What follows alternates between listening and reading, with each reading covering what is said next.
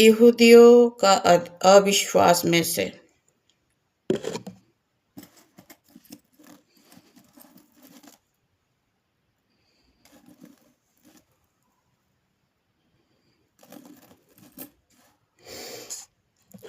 यरूशलेम में स्थापन पर्व मनाया जा रहा था और जो जाड़े की ऋतु थी।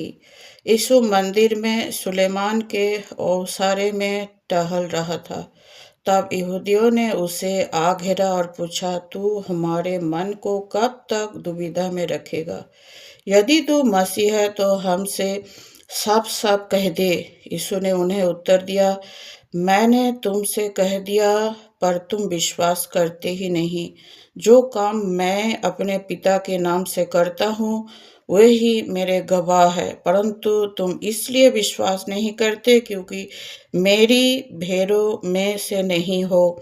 मेरी भेड़ें मेरा शब्द सुनती है, मैं उन्हें जानता हूँ और वे मेरे पीछे पीछे चलती है और मैं उन्हें अनंत जीवन देता हूँ। वो कभी नष्ट ना होंगी और कोई उन्हें मेरे हाथ से छीन ना लेगा। मेरा पिता जिसने उन्हें मुझ को दिया है सबसे बड़ा है और कोई उन्हें पिता के हाथ से छीन नहीं सकता। मैं और पिता एक है।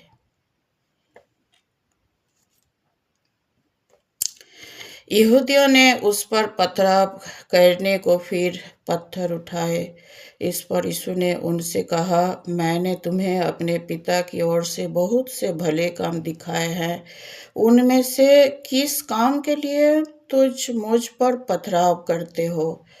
यहूदियों ने उसको उत्तर दिया, भले काम के लिए हम तुझ पर पथराव नहीं करते, परंतु परमेश्वर की निंदा करने के कारण और इसलिए कि तू मनुष्य होकर अपने आप को परमेश्वर बताता है।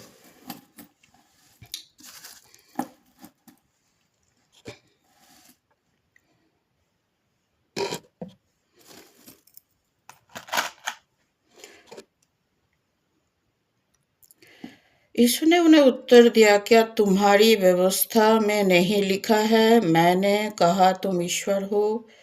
यदि उसने उन्हें ईश्वर कहा जिनके पास परमेश्वर का वचन पहुंचा और पवित्र शास्त्र की बात असत्य नहीं हो सकती, तो जिसे पिता ने पवित्र ठहराकर जगत में भेजा है तुम उससे कहते हो तो निंदा करता है, इसलिए कि मैंने कहा मैं परमेश्वर का पुत्र हूँ। यदि मैं अपने पिता के काम नहीं करता तो मेरा विश्वास ना करो, परंतु यदि मैं करता हूँ तो चाहे मेरा विश्वास ना भी करो, परंतु उन कामों का तो विश्वास करो, ताकि तुम जानो और समझो कि पिता मुझ में है और मैं पिता में हूँ। तब उन्होंने फिर उसे पकड़ने का प्रयत्न किया, परंतु वो उनके हाथ से निकल गया। फिर वो अर्दन के पार उस स्थान पर चला गया जहाँ यूहन्ना पहले बपतिस्मा दिया करता था और वहीं रहा। बहुत से लोग उसके पास आकर कहते थे, यूहन्ना ने तो कोई चिन्ह नहीं दिखाया, परंतु जो कुछ यूहन्ना ने इसके विषय में कहा था वो सब सच था और वहाँ बहुतों ने यीशु पर विश्वास किया। आमीन।